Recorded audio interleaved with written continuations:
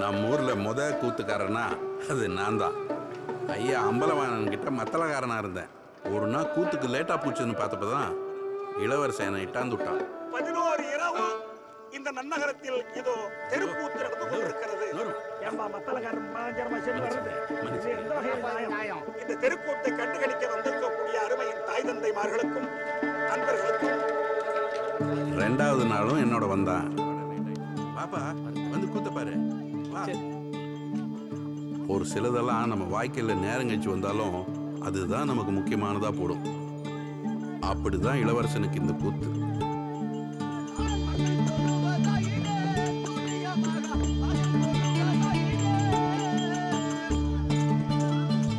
அதுக்கப்புறம் அவனாவே தொடர்ந்து வர ஆரம்பிச்சிட்டான். கூத்து கொஞ்சம் கொஞ்சமா அவனுக்குள்ள வர ஆரம்பிச்சது. அதை எப்படியாச்சும்